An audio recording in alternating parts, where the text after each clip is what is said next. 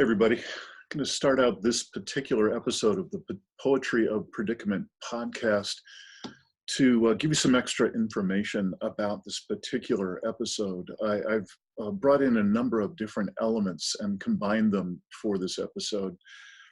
At least one other podcast, probably some audio-only podcast excerpt that's really worth listening to, even if you're a video fan. But let me start with what this is about. This is an episode that is really committed to giving some context and some background to what looks like a fast advancing tide of fascism showing up around the world in various governments. And so the main interview is with New York University History and Italian Studies professor, Ruth Ben Ghiat. She's an internationally renowned historian, speaker, and political commentator on fascism, authoritarian leaders, and propaganda.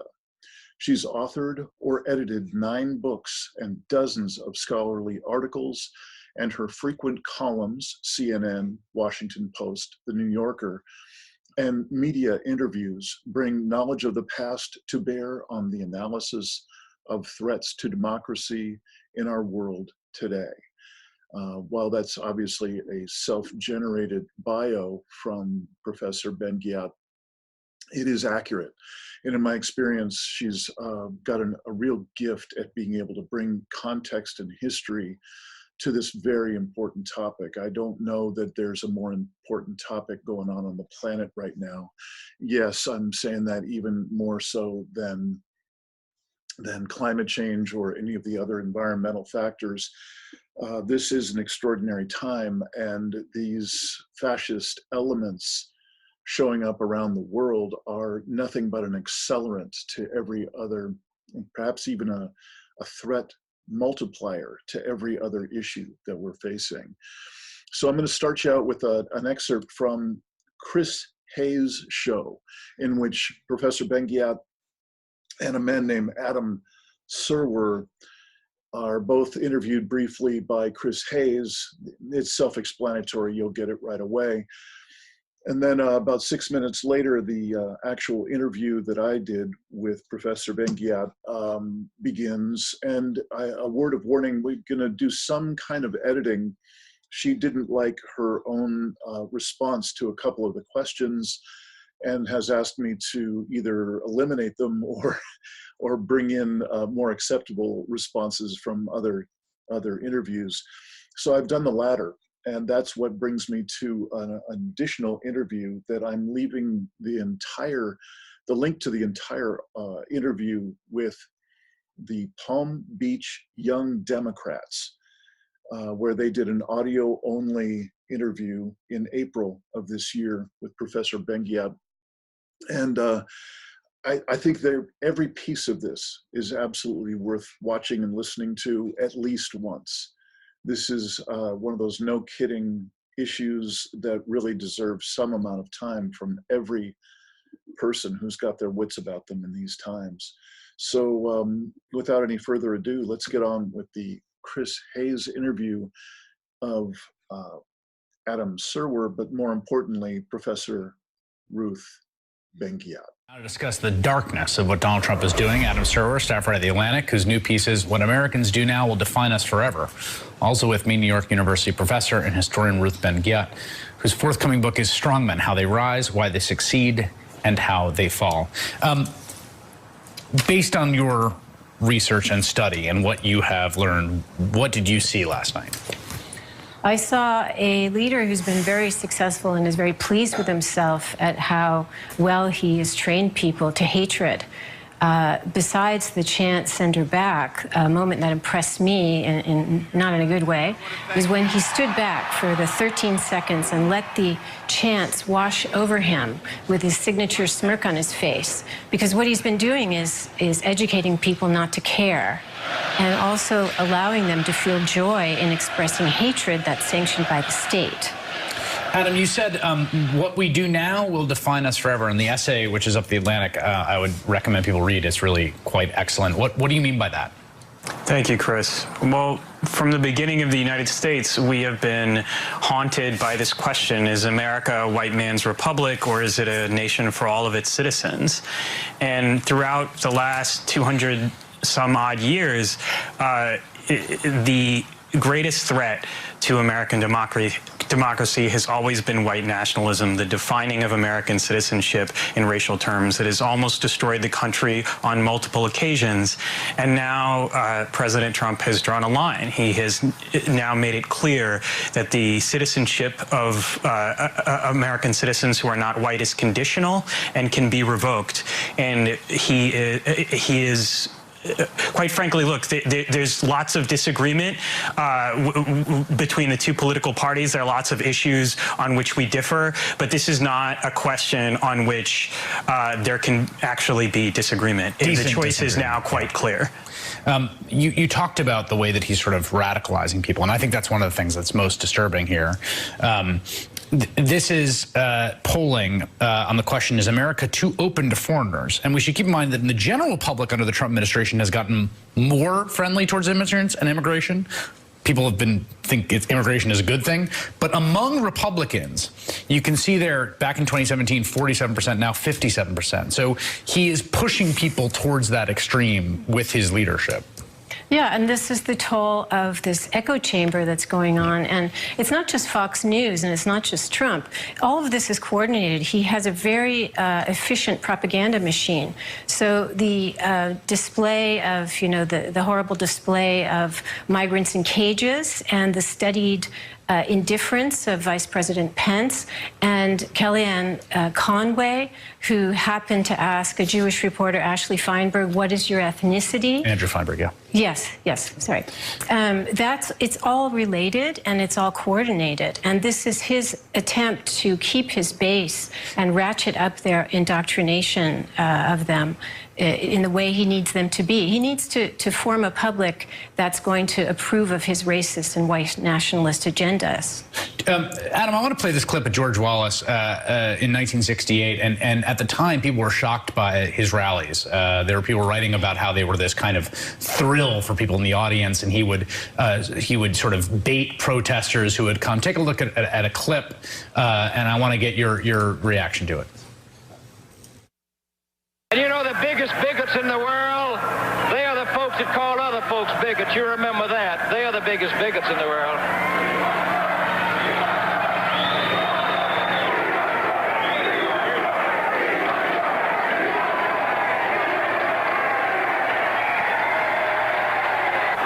Oh, you know what you are. You're a little punk. That's all you are.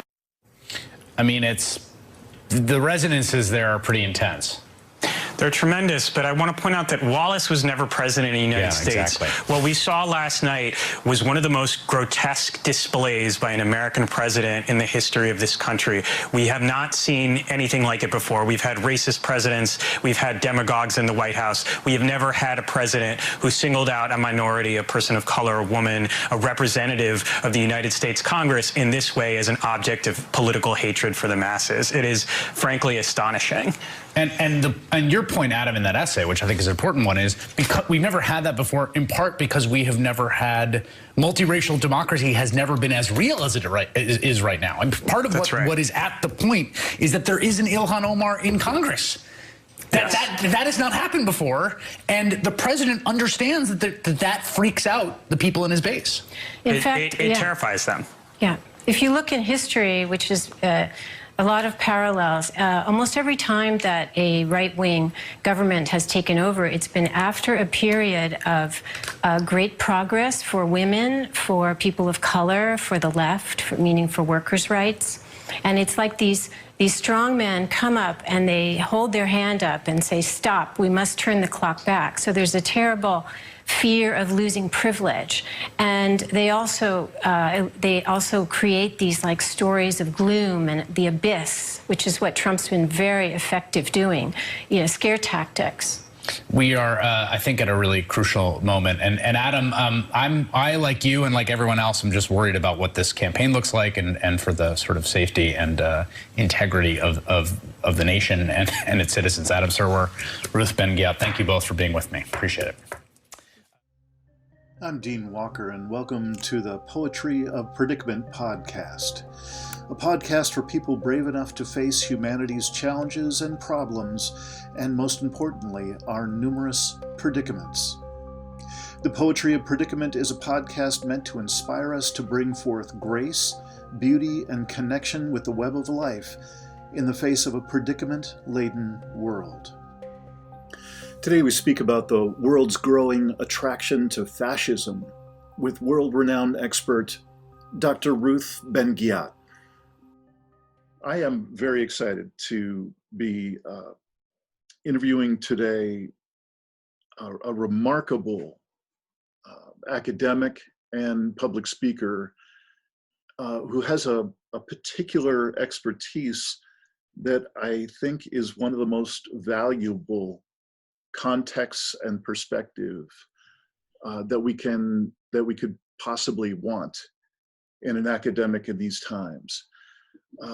Professor Ben Ghiat, Ruth Ben Ghiat, is an expert in things to do with fascism, and particularly the history, and particularly in her case, the history in Italy of fascism and that historical context. We'll hear a little bit about her history and her academic track that has brought her to this place, particularly your focus on some of the otherwise hidden pockets of media from the times early in the 20th century, for instance, in Italy, that really seem to have, you seem to have brought forth a lot of information, a lot of context that others have not talked about, that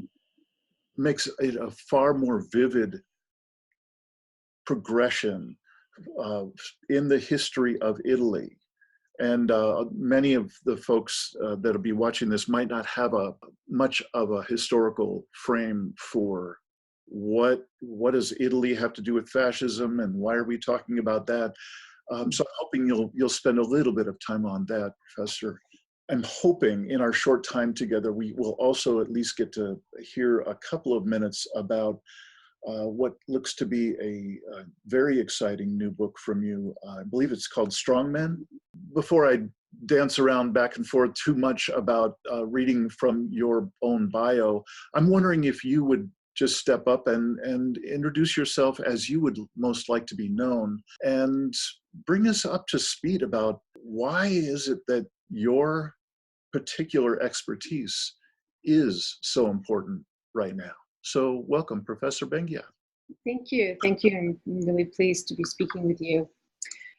So I trained as a historian of fascism. I got interested in the subject because I grew up in a town in California called Pacific Palisades, beautiful place, Southern California, that hosted a lot of German immigrants from Nazism. Now, they were deceased mostly by the time I was there, but I grew up hearing about these men and women and wondering what had happened to drive them so many thousands of miles away from their families. And that is how I got interested in the subject of the emigres from Nazism. And then when I went to graduate school, I was convinced to study Italian fascism because not as much was done on this subject. It was the fascist experience that was less known. So that's how I got into that. And I've always been interested in questions of power, of what happens to people when they're living under a repressive government, what choices do they have to make, and in the case of fascist regimes and other regimes, you can stay and make your compromises, you could be someone who supports it, or you could have to emigrate, or you can be killed. So that always interested me, and so my first book was on kind of intellectual and cultural and social collaborations with the regime. And then I got very interested in propaganda. So my second book was a study of film propaganda. in imperial film propaganda, but basically war films, documentaries and feature films about war. And that has proved, immersing myself in the study of propaganda has proved very useful for what's going on today. So I was, a historian doing this kind of work, and then Donald Trump came on the scene. And I remember the first time I saw a video of him at a rally, and he was making people do the loyalty oath, and he was doing this kind of leader-follower relationship, and everything about his body, what he was saying. And I was kind of floored, and not in a good way, and I ran home to do an op-ed. And I had already started to write for CNN on historical subjects. So I was able to start writing, and I ended up covering the entire campaign for CNN. And this was how I started doing all this public activity. And since then, it's right that we're in a predicament in many, many ways. I put aside an academic book on World War II that I was writing to do this book that I'm finishing on strongmen, and it's a history from fascism from the 1920s up to Donald Trump today. That's global. We talk about Gaddafi, Pinochet, and the idea is to look at patterns that emerge. Why do these people come up at certain times? Why do people fall for their charms? How do they destroy their societies, this kind of thing. So that's the scope of my interests, and it's been quite an adventure to inhabit their world for the last year and a half I've been writing. So there are many lessons that we can bring out of this for today. Yeah. I'm wondering if you could bridge some of that extensive history that you've got in your pocket and tie it to, particularly to Trump, because it seems like there are, hearing you speak a number of times now, it seems like you've got some very strong threads of similarity between Mussolini then and Trump now. Can you tell us a little bit about those similarities or differences as you see them? So one of the patterns that's recurring, and the first time it happened was after World War I in Italy. Italy was the first fascist dictatorship. And these men come up and gain favor at periods of great transition in society. And particularly, they tend to come after periods of great social progress for women, for workers, for people of color, or times when people feel that society is uncertain and in transition. And they come up as these charismatic male leaders who create the sensation of a crisis. Mussolini said, black and yellow people are at our doors, white civilization is dying, which is very, very recurrent in the right today. So they create a sense of a crisis because they feed on the anxiety of people, and then they pose themselves as saviors. So Mussolini was the first person to do this, and fascism was very confusing to people because Mussolini had been a socialist, and like a very revolutionary socialist, and he invented something new. So this right wing that has its manifestations today in our country, in Charlottesville or the El Paso killer, this started after World War I, Mussolini, who took the revolutionary rhetoric and populism from the left, but combined it with imperialism and hyper-nationalism. And people, it's very interesting to go back into that time because people didn't know what to think. And very soon it appeared that the main thing about fascism is the cult of the leader, the strong male leader. And so successful authoritarians ever since have been men who have known how to have this leader-follower relationship, who demand loyalty. And they treat their administrations the same way. They're constantly firing and hiring people. They play with, they designate enemies. So they are very skilled at getting communities of people to unite around hatred, but also making them feel that they're chosen, that there's, so it's a negative and a positive. And both those dynamics are important. And we see this with leaders today, like Trump. You know, there are a couple of terms that I know you end up defining these for people in almost every interview, and I apologize for one more time, but I'm wondering if you could just give us a few words on each of communism and socialism and fascism, and how are they different?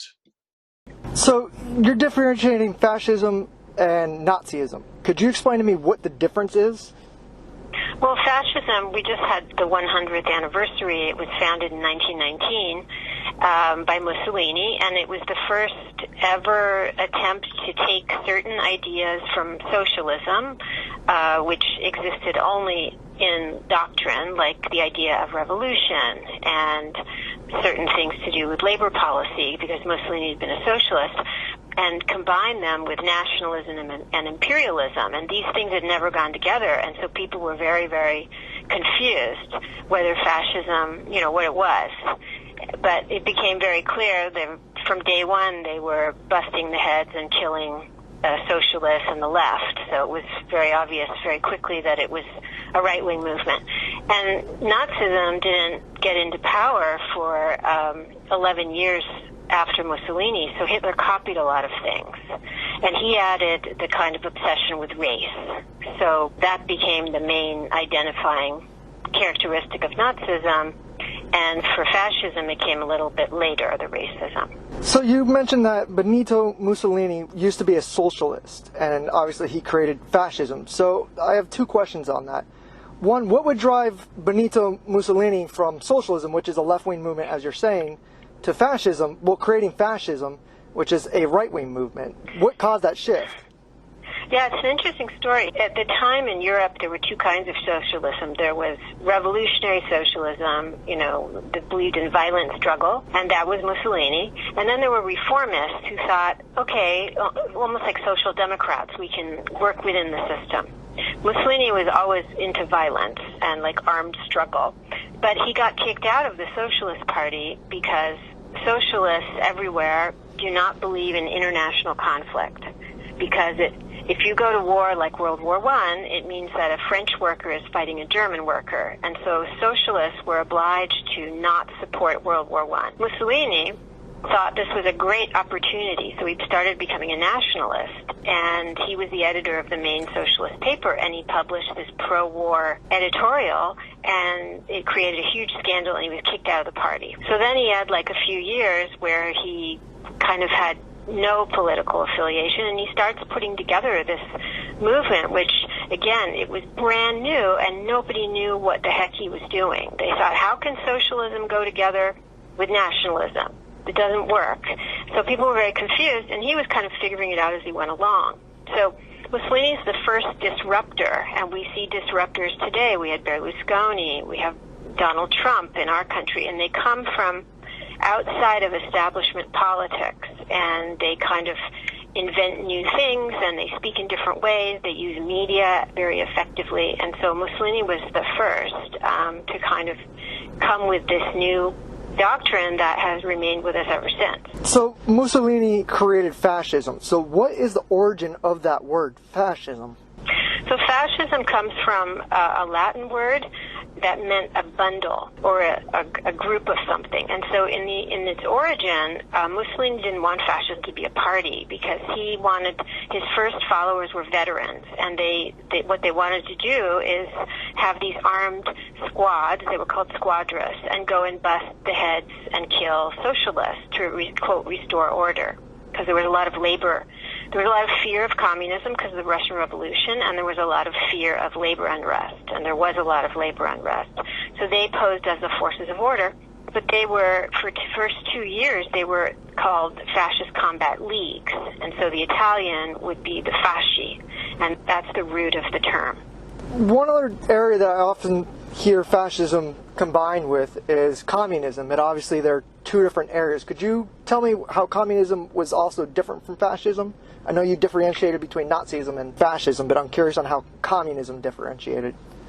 Yeah, so, you know, it's amazing 100 years later we're still living with the consequences of these new movements that came out of World War I, and communism came out of the Russian Revolution, which, you know, unseated the Russian monarchy and created this, you know, workers. This comes from Karl Marx, the theories from the 19th century, but, you know, having a revolution so the workers will own the means of production. And fascism came up as a kind of opposite. And whereas communism said, okay, everybody's equal, fascism said, no, we are for hierarchy, we are for order, and we are for industry and capitalism being able to kind of control the workers.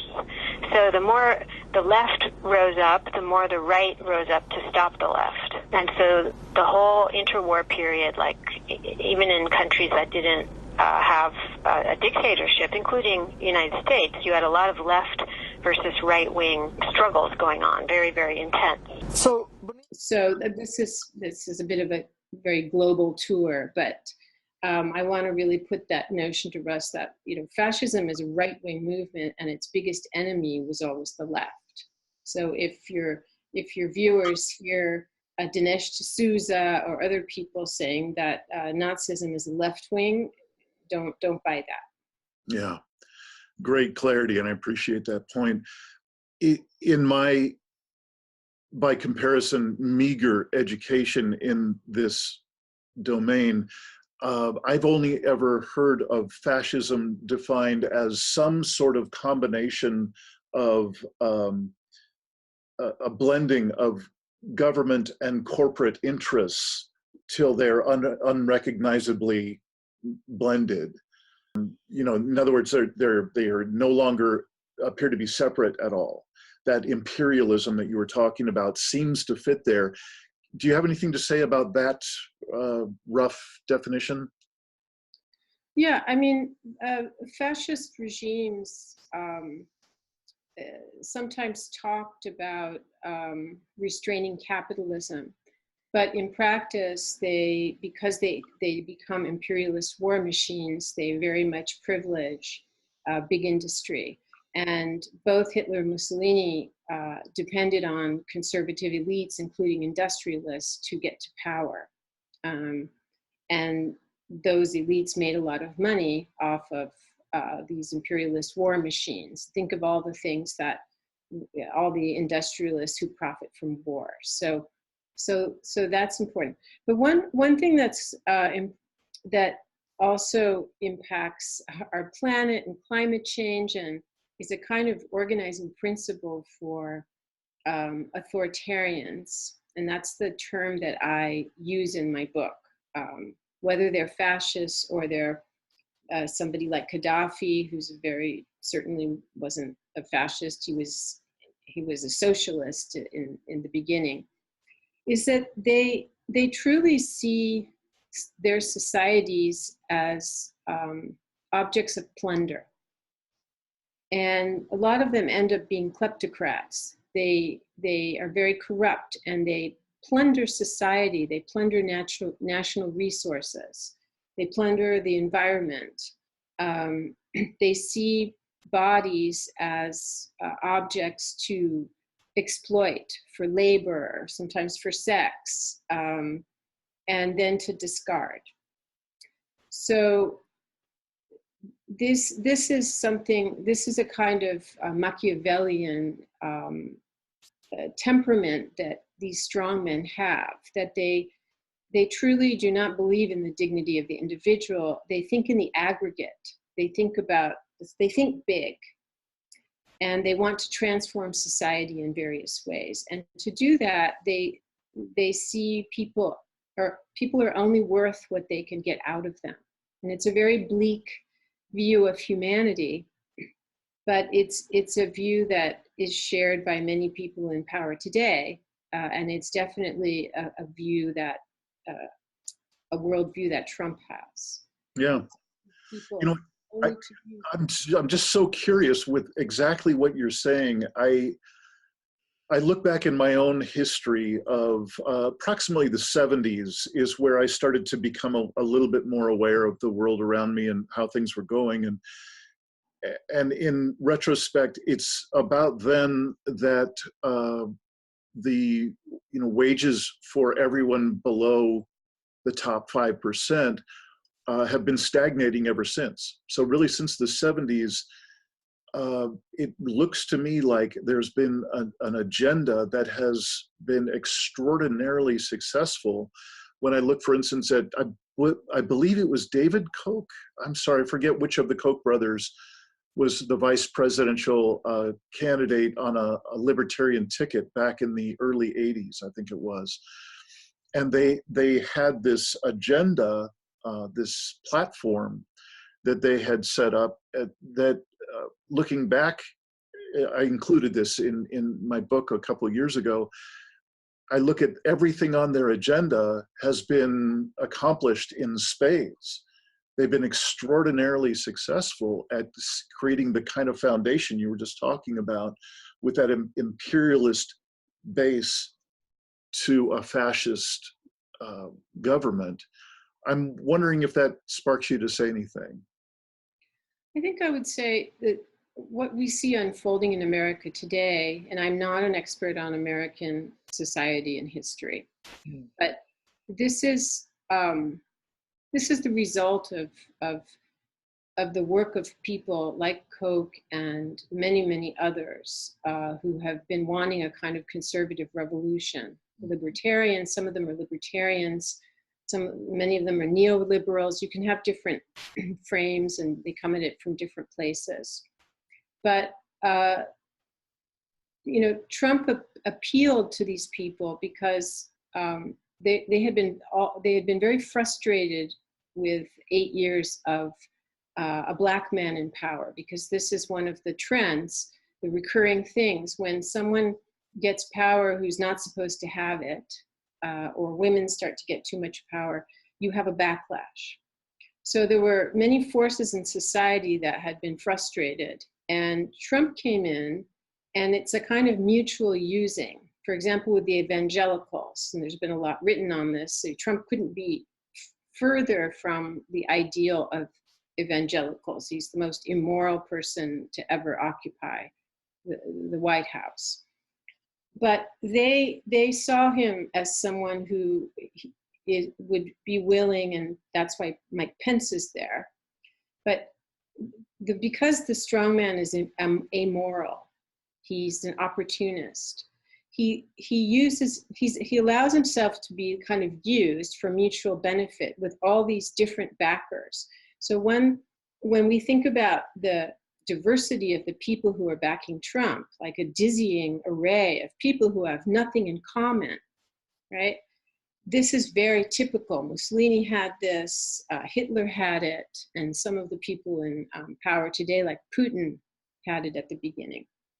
And so all these forces in society, from people like the Kochs to evangelicals, to the Federalist Society, Leonard Leo, where they've been planning this judicial revolution to stuff the judges up to the Supreme Court.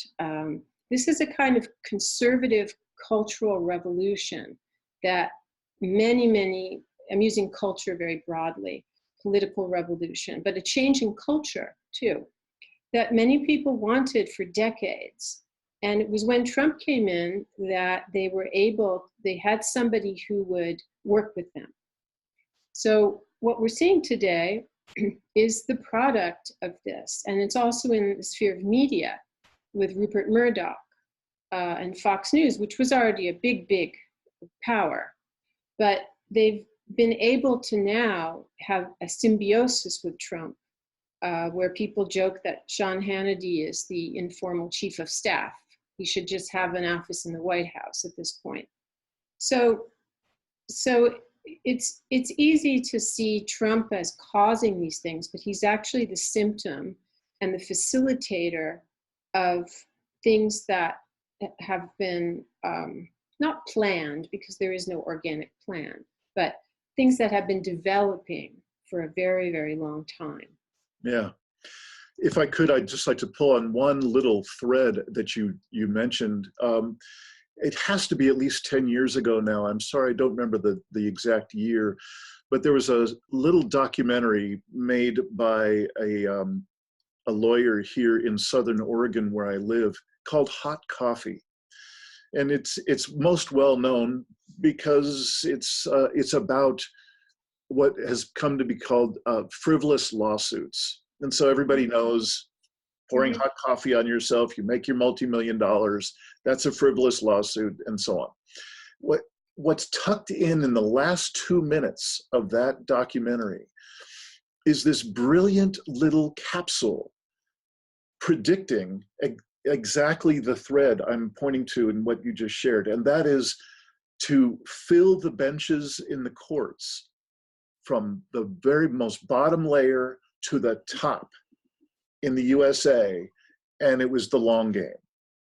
So again, it's 10, maybe 15 years ago. I'd recommend it highly. It's a worthy documentary, but if for no other reason than that little seed of that part of that, you might be shy to call it a plan. I would call it a plan. I would call this an extraordinary tidal wave, slow-moving tidal wave that has been quite well crafted for decades. So I really appreciate you bringing that up.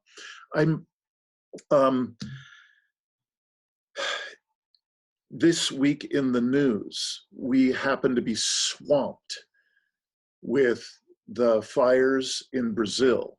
And I've heard you speak a bit about Jair Bolsonaro as an example of a fascist leader. And I couldn't agree more. I think he's, I'm not the first person to offer that he may well be environmentally and perhaps governmentally the most dangerous man on the planet. I don't know, there's some other contenders, big contenders. I'm wondering if you could tell us what you see in terms of Bolsonaro and that form of government, perhaps a little bit of the historical context that brought him in Brazil. Yeah, so I don't call either Trump or Bolsonaro a fascist. Many people do. I don't use that term because this is the historian in me, I like to reserve fascist for the people back in the fascist era. So that's why I'm using the word in my book, authoritarian, for everybody. Now, that said, it's clear that people like Bolsonaro and Trump and Orban in Hungary, they have many fascist elements. There's a huge amount of recurrence in the things they do. Some of the tactics are the same. So in the case of Bolsonaro, he's a very good example of how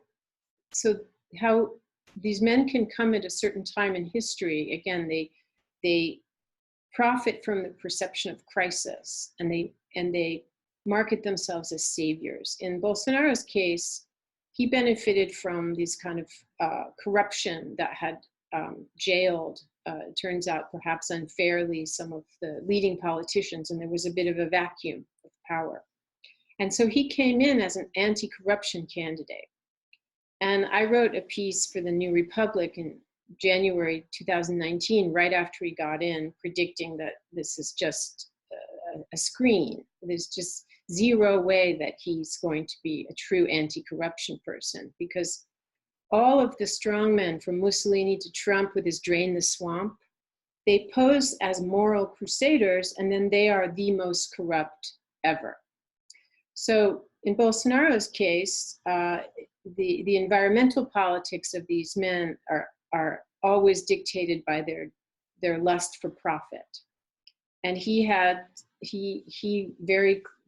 way before the fires, he started talking about, the indigenous peoples would just have to either sell or vanish. And he speaks in kind of genocidal terms, exterminationist terms all the time.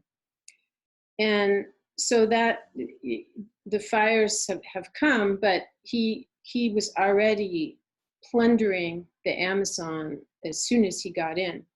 The other interesting thing about Bolsonaro is that the way that history recurs with these men, from the very start, from his campaign, he talked about the military dictatorship, which was from in the 1960s through the mid-1980s, which was a terrible time of torture, and they participated in Operation Condor, many, many killings. It's just a military junta. And he consciously made a recall to that as a positive experience. And he even praised a torturer in public. So what these men do, and Trump did it when he was threatening to shoot. He said, I could shoot somebody and stay in power. Duterte did it. I call it weaponizing their bodies. And when they're running for office, because this is not an obvious thing to do, running for office in a democracy, why would you be talking about violence? It would seem to disqualify you. Instead, this type of leader, they use that from the start to actually get support for themselves by threatening people. And in that way, they signal that they're not going to be a democratic leader. They're going to change things when they get in. So Bolsonaro is a very frightening individual, and he's useful to study for the way that the plunder of the environment and the corruption in other spheres, and the kind of scorn for society and for human rights is all connected. He's a very clear example. Trump is very clear as well, but Bolsonaro kind of distills it down because he's also got the dictatorship to connect to. Great, thank you for that. I tend, I'm in a business that, I'm in a field that can be extraordinarily daunting to one's spirit, one's sense of hope for humanity and so on, just by the nature of what I deal with in this field. And I got to say that the combination of Bolsonaro and Trump and Putin, Modi, I'm leaving out China. It's just that handful of the top players, I can become quite discouraged quite quickly. I'd like to just loop one more time back into history that I've heard you speak before, again, about the history of Benito Mussolini and really the founding of fascism. And it sounds like it was just about as dismal then, and he was just as charismatic and potent a character as Trump is on his terms then. So I can imagine that somebody, like some regular guy like me back then, could have been discouraged and feeling, crestfallen, like we'll never make it out of this. This is looking so awful. And I remember you mentioning that Benito Mussolini was ousted from office, and his yes men that he had stacked around him were just as formidable as Trump's cadre is now. Can you talk a little bit about how could that happen, and is such a miracle possible today? Well, that's a good question. I mean, in the case of Mussolini, the reason he was ousted was that it was during World War II, and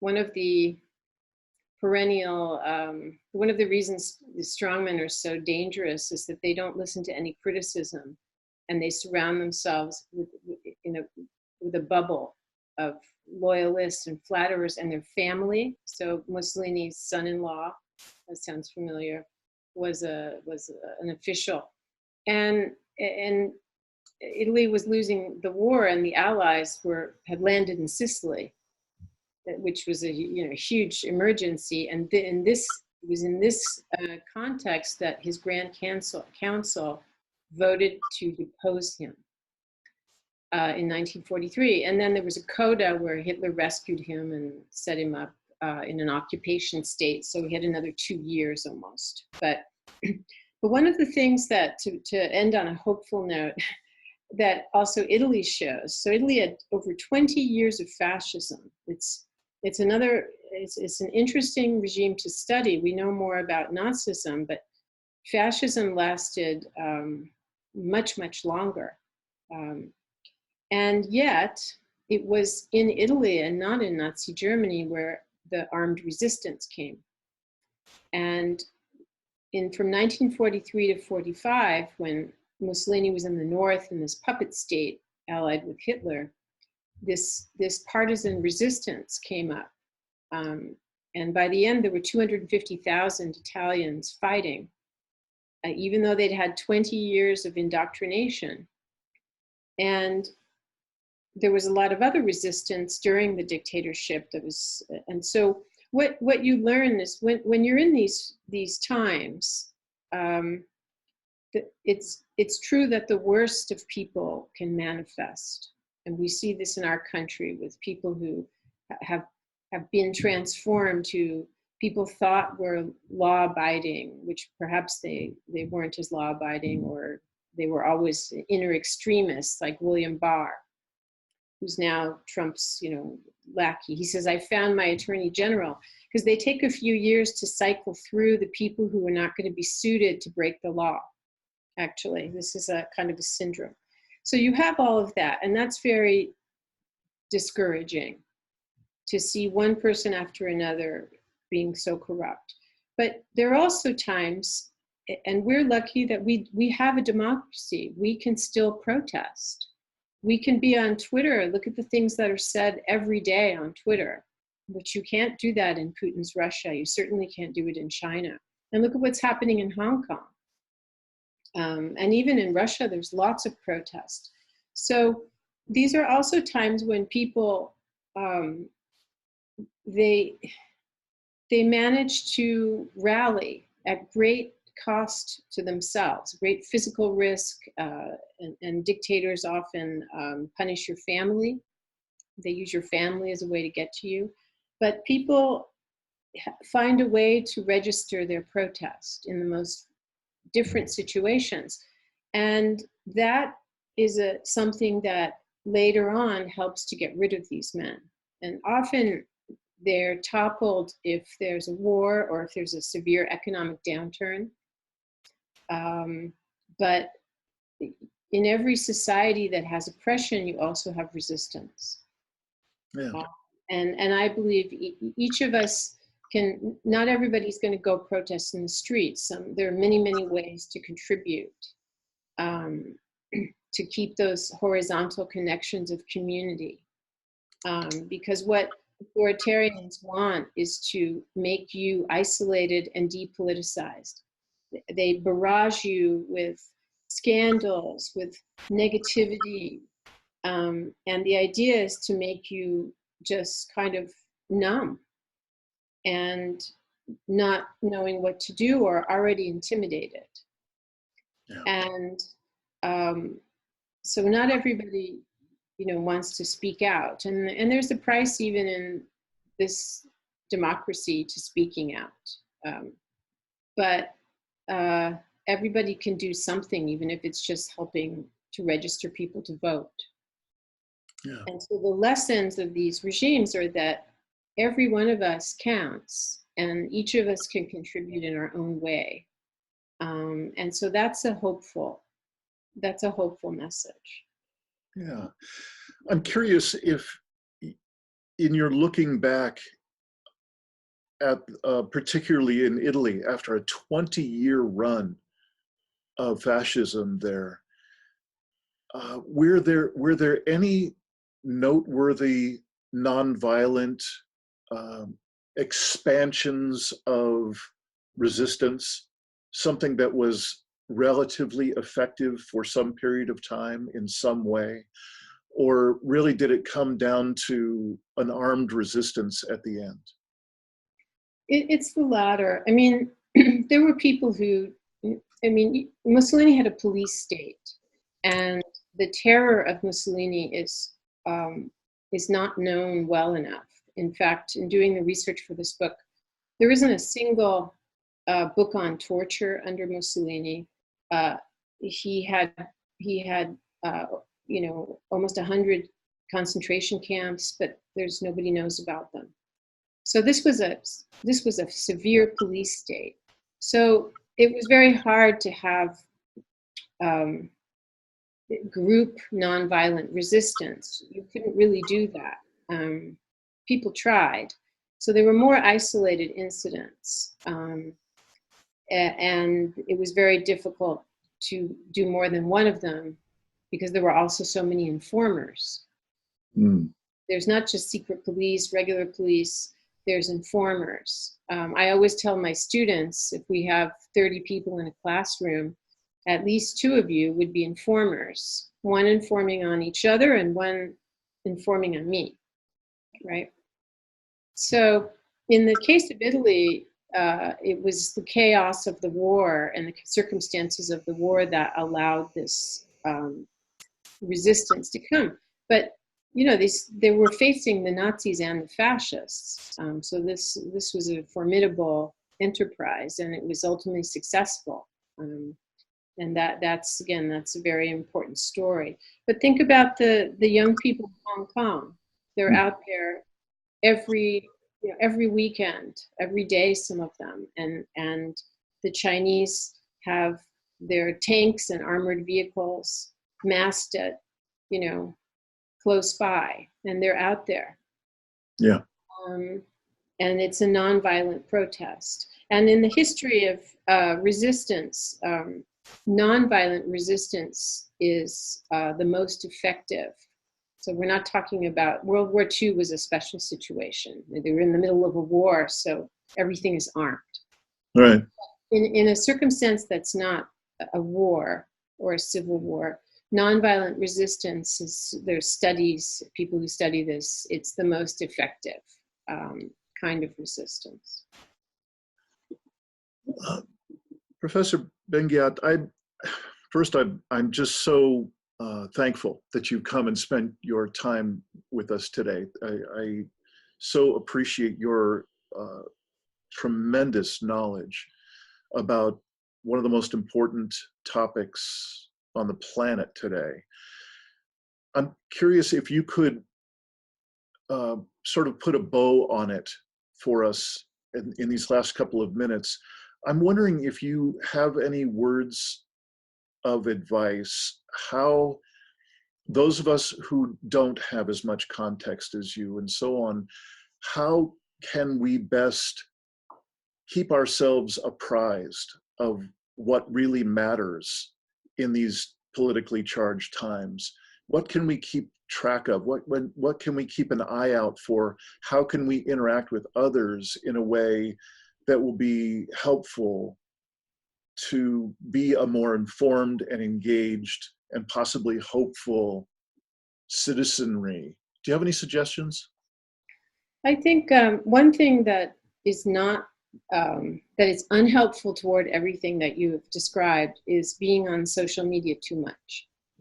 Because Facebook and especially Twitter, they're designed to have instant reactions to everything, and so you lose yourself in the trees. And you also, I like to say, every moment you're doing some comment on Twitter that, unless you're a world or national leader, isn't frankly going to change anything. And I say that of myself as well. You're wasting your time that could be spent, or it could be organizing offline, getting involved with a protest group, or learning how to register people to vote, or the big causes that, and not the immediacy of what just went viral. What meme do I have to see? So staying off the circuit and the time suck of social media is helpful. Other thing is to be active in your community. It doesn't have to be political activism. Because one of the things that authoritarian states do is they try and destroy communities. They aim to leaders like Trump aim to polarize and divide us, so that even neighbors don't talk to each other anymore. And that's a strategy. So whether it's going to a faith institution, or it could be anything, being grounded with your friends, your family, your community is very, very important. And that can lead to solidarity in times of crisis. Right. Beautiful. I mean, that couldn't be, I couldn't have scripted something for you to say that is more aligned with the core of this work in living resilience and the work that we do. Again, Professor Ruth Ben Ghiat, thank you so much for your time. I hope against hope that this is not our last time talking. I wish you so well in all that you do, and especially with this new book coming out. I can't wait. So thank you so much. Thank you. Bye-bye. Thanks for watching another episode of the Poetry of Predicament podcast, produced by Dean Walker and the Living Resilience Alliance, www.livingresilience.net.